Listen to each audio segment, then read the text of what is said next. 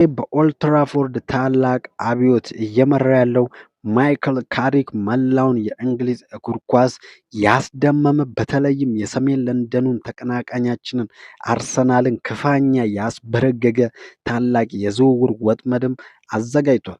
የአርሰናል አካዳሚ ትልቁ እንቁ በሻምፒዮንስ ሊግ ፍጻሜ ላይ ጭምር ድንቅ ብቃቱን ያሳየው ማይልስ ሉዊስ ስኬሊ ወደ ቲያትር ኦፍ ድሪምስ ለመጓዝ ከጫፍ ደርሷል። አርሰናሎች የራሳቸውን የወደፊት ኮከብ ለእኛ አሳልፎ ለመስጠት ለምን ተገደዱ? ማይክል ካሪክ ይህንን የ19 ዓመት ሁለገብ ባለተስጦ በምን አይነት ስልታዊ መንገድ ሊጠቀምበት አቅዷል? የዝውውሩ ሙሉ ሚስጥርና የአርሰናልን የፋይናንስ ውድቀት እስከ ቪዲዮ ፍጻሜ ድረስ በዝርዝር እንመለከታለን። ለቻናላችን አዲስ የሆናችሁ ሰብስክራይብ በማድረግ የዩናይትድ ታላቅነትን አብረን እንመስክር። ወደ ዋናው ትንታኔ ስንገባ ማይክል ካሪክ የዩናይትድን የወደፊት የክንፍና የመሃል ሜዳ ክፍል በአስተማማኝ ሁኔታ ለመገንባት ትልቅ እቅድም ነድፏል። ክለባችን በግራ ተከላካይ ስፍራ ላይ ሉክ ሾው አስተማማኝና ተፎካካሪ እንዲያገኝ ከፍተኛ ፍላጎት አለው።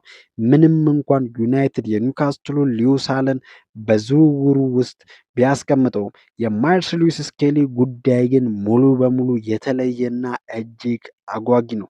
ሉዊስ ስኬሊ በግራ ተከላካይነትም ሆነ በመሃል ሜዳ ላይ እጅግ አስደናቂ ብቃት ማሳየት የሚችል ሁለገብ ተጫዋች ነው።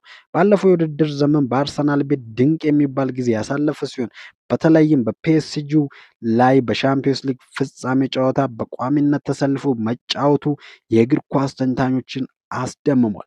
ዩናይትድ ይህንን ወጣት ለማስፈረም መደበኛ ያልሆነ ጥያቄ ማቅረቡና የሕክምና ምርመራም ቀጠሮችንም ጭምር ማመቻቸት መጀመሩም ታውቋል። ካሪክ ይህንን ልጅ ወደ ኦልድ ትራፎርድ በማምጣት የቡድኑን የረጅም ጊዜ የጀርባ አጥንት ሊያደርገውም ቆርጧል። ታዲያ አርሰናሎች ለምንድን ነው ይህንን የቤት ፍሬያቸውን ለእኛ አሳልፈው ለመስጠት የተገደዱት? ሚስጥሩ ያለው በአርሰናል የፋይናንስ ቀውስና በገቡበት የትዕቢት ዝውውር ውስጥ ነው። አርሰናል የኒውካስትሉን ብሩኖ ጉማሬሽ በ80 ሚሊዮን ፓውንድ ለማስፈረም የተስማማ ሲሆን የሪያል ማድሪዱን ቪኒሺየስ ጁኒየርንም ለማምጣት ከፍተኛ ገንዘብ ያስፈልጓል። እነዚህን ግዙፍ ተጫዋቾች ለማስፈረም አርሰናል በ100 ሚሊዮን የሚቆጠር ፓውንድ ማውጣት ይኖርበታል። ይህ ደግሞ የፕሪሚየር ሊጉን የፋይናንስ ደንብ ፒኤስአር እንዳይጥሱ ተጫዋቾችን ሽጠው ንጹህ ትርፍ እንዲያሳዩ ያስገድዳቸዋል። ሉዊስ ስኬሊ ከአካዳሚ የወጣ በመሆኑ የእሱ ሽያጭ 100% ፒውር ፕሮፊት ወይም የተጣራ ትርፍ ሆኖ በፋይናንስ መዛግብት ላይ ይሰፍራል። አርሰናል ቪኒሺየስን እና ቡርኖን ለማምጣት በሚያደርገው የገንዘብ አደንዛዥ እብደት የራሱን ልጅ መስዋዕት አድርጎ ለዩናይትድ በቅናሽ ዋጋ ለመሸጥ ተገዷል። ይህ ለክለባችን ታላቅ ሲሳይ ነው። ሌላው ለዚህ ዝውውር መሳካት ትልቁ ምክንያት የተጫዋቹ የራሱ ፍላጎት ነው። ብሩኖ ጉማሬሽ ወደ አርሰናል የሚመጣ ከሆነ የመሃል ሜዳው ክፍል ሙሉ በሙሉ ይቆጣጠሯል። ይህ ደግሞ ባለፈው የውድድር ዘመን በፕሪሚየር ሊጉ ጥቂት ጨዋታዎችን ብቻ በቋሚነት የጀመረው የ19 ዓመቱ ሉዊስ ስኬሊ የመሰለፍ ዕድሉ ይበልጥ እንዲጠብ ያደርጓል። ስኬሊ በአሁኑ ሰዓት ለእንግሊዝ ብሔራዊ ቡድን ተጠርቶ መጫወት የጀመረ በመሆኑ በቋሚነት የመሰለፍ ዕድል የሚያገኝበትንና ታሪክ የሚሰራበትን ታላቅ ክለብም ይፈልጋል። በማንቸስተር ዩናይትድ ያለው አዲሱ ፕሮጀክትና የማይክል ካሪክ የታመነበት ስብዕና ወጣቱን ሙሉ በሙሉ ማርኮታል። ተጫዋቹ ወደ ኦልድ ትራፎርድ ለመምጣት ፍንጭ መስጠቱና ዝውውሩን በጥንቃቄ የገፉበት እንደሆነም ተረጋግጧል።